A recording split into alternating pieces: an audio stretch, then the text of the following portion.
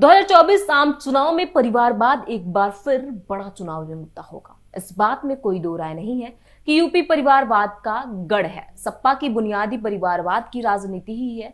बसपा में अब मायावती के भतीजे आकाश आनंद बड़ी भूमिका में है। गांधी परिवार की पूरी राजनीति अमेठी रायबरेली पर टिकी रही है, लेकिन यूपी में भाजपा भी परिवारवाद से अछूता नहीं है।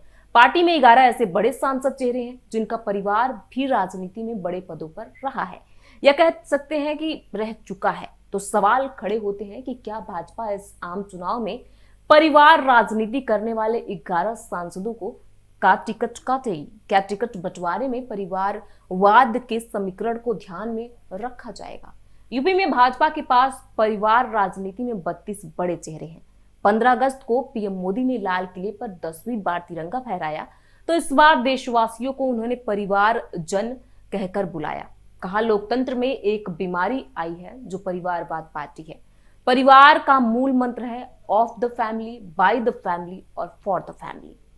पीएम के इस बयान पर देश के सबसे बड़े सियासी सूबे में मुख्य विपक्षी दल के मुखिया ने इस पर काउंटर किया था। उनका कहना था कि यूपी में परिवारवाद के पहले उदाहरण सीएम योगी हैं। वहीं भाजपा सरकार में उप मुख्यमंत्री केशव मौर्य की डिक्शनरी में परिवारवाद की परिभाषा अलग है।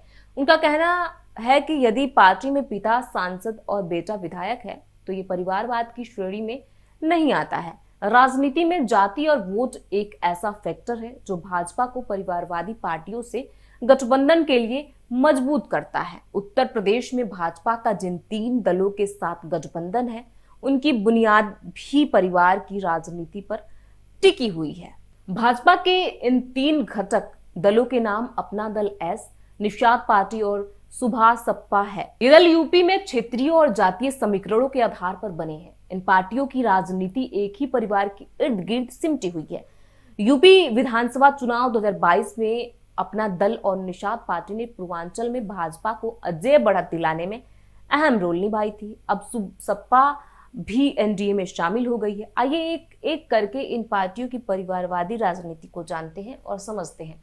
राजनीतिक विशेषज्ञ कहते हैं कि प्रधानमंत्री के परिवारवाद पर बात करने से भाजपा के अंदर एक मैसेज जाता है। भाजपा ने कैडर के अंदर तो परिवारवाद को काफी हद तक कंट्रोल कर दिया है। यही वजह है कि राजनाथ सिंह के बेटे पंकज सिंह को योगी मंत्रिमंडल में जगह नहीं मिली। हालांकि भाजपा में बाहर से आए तो परिवारवाद को रोकना ही बड़ी चुनौती है। यही वजह है कि भाजपा में अब परिवारवाद का मुद्दा उठता है तो कार्यकर्ता असहज होते हैं, क्योंकि टिकट बंटवारे में इसकी झलक दिख जाती है।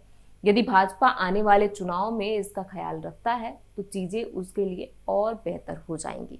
ऐसे में इस पूरी खबर पर आपकी क्या राय है, हमें कमेंट बॉक्स में लिख के जरूर बताएं।